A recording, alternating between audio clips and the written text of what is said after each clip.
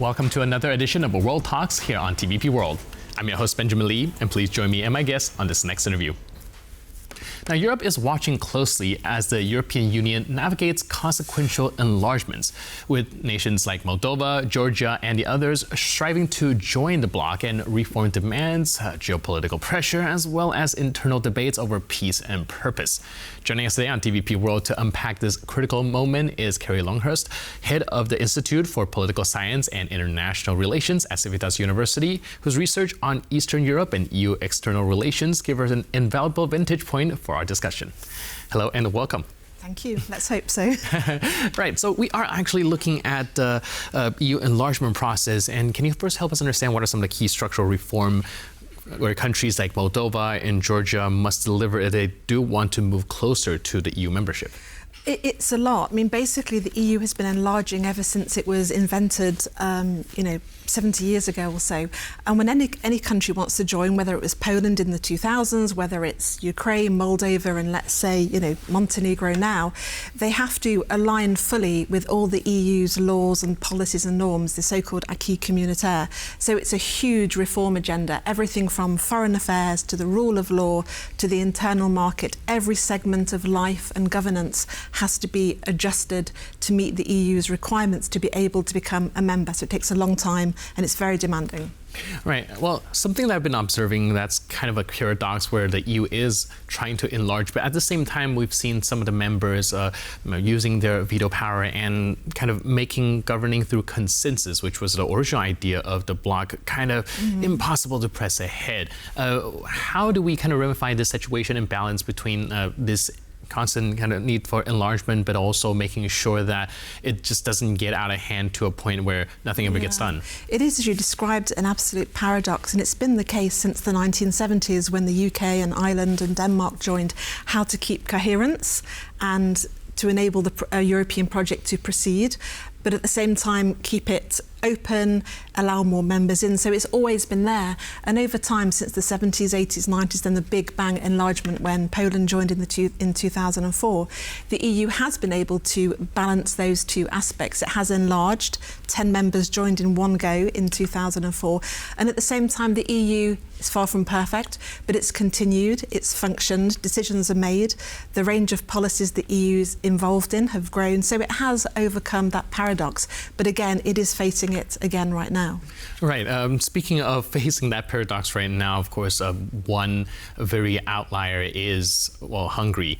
And how do we make sure that these countries don't really try to take advantage of what the EU can give them, but then go ahead and kind of form their own bilateral relationship and dealing with other administration when it benefits them as well? Well, I think at the root of that problem is really Orban. One person is really almost stopping enlargement proceeding. Probably, as you know, he's vetoed the notion of Ukraine joining, which ultimately means that Moldova wouldn't be able to join because those two processes are very much coupled. So how do we get around Orban, the blocker, the permanent blocker for so many things? And I believe that today he's in Washington, probably about to meet his best buddy in the White House. And there has been some discussion about, maybe as part of a discussion today that he'll have with Donald Trump, is to move in and try and bring and soften Orban to actually de-blocking his veto on Ukraine's membership. And that would be amazing. It would be a real enabler. And then people could start talking seriously about Ukraine and Moldova really moving ahead with their accession processes. Right. So it's fingers crossed. Fingers crossed indeed. But looking at Moldova as well as Georgia, there's still not very, very kind of dominant, however not insignificant part of the population that are kind of running counter the European Union narrative. Is there also the worry that some of these countries, once they join, might see a change of government and become another one of like Viktor Orban's case as a blocker? Yeah. That's always, again, the dilemma. I don't think it's particular to Moldova and Georgia. It wasn't so long ago that Poland, as an EU member, was causing trouble within. So those difficulties aren't unique to countries like Georgia and Moldova, as I mentioned.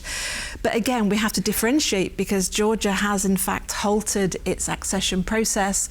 The Georgian Dream government is steering the country away from an EU future.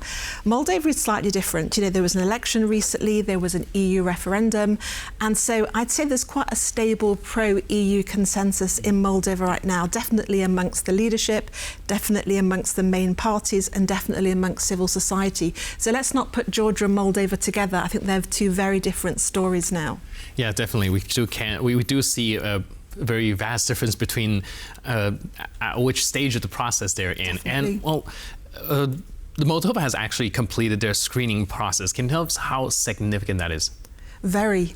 You know, they applied for membership back in 2022. They met a number of basic criteria and priorities quite well, not fully. Then, of course, they were granted official candidate status, and that marked the beginning of the so-called screening process, where, you know, they sit around the table, the Moldovan officials in different sectors with their EU counterparts, work out how well Moldova is already aligned with the EU, where are the gaps, where are the successes, and then the kind of route to actual negotiations is kind of plotted out. Passing the screening process is a huge technical achievement, but it's also very politically important as well, because it shows that Moldova is doing the right reforms. It shows Moldovan people that their country and leaders are doing the right things, but it also shows the EU and civil society in the EU that enlargement is real and it's going to happen, and that everyone is committed to this. So politically, technically, very important. Right, and it does seem like Moldova has made strides towards the European path as well, but are there any obstacles that's still lying ahead for it to open its chapters and negotiate membership? Yeah, definitely. I mean, the whole enlargement process internally, externally is very tough, and so it should be. You know, there are lots of policies and laws to meet, and it's important that everyone is on board, that it's a kind of merit-based process, that there are no shortcuts to fulfilling the criteria. And there's no surprises that where the biggest difficulties and barriers are, and this is for all countries, and it still relates to current members, is the whole area of rule and law, democracy, accountability, public administration, the so-called fundamentals involved in the EU enlargement process. This is where countries always face difficulties. Those are really tough issues to really install and to verify. And as I said, it's important that in those areas, they are fundamental, as the name suggests, that no shortcuts are made, that reforms are verifiable, that they're enduring, that democratic institutions are really set in stone.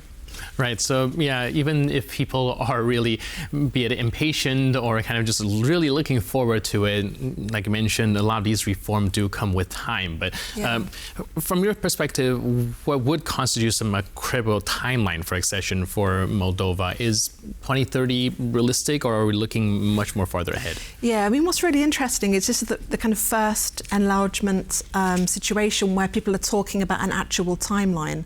When Poland was joining, the prospect or the kind of timeline was quite vague, which was of the moment. Now, with war in Ukraine, there really is a sense of a geopolitical rationale behind enlargement, and that has meant that people are starting to talk about when is it going to happen, and I think it is really important. If you look through the recent documents from the EU, and if you look at commentary about where we are with enlargement, I think it's kind of quite, you know, possible to imagine the EU enlarging by 4 countries before 2030. Those 4 countries being Moldova and Ukraine, but first and foremost Albania and Montenegro in the Western Balkans. These are the countries which year on year have really moved towards the EU.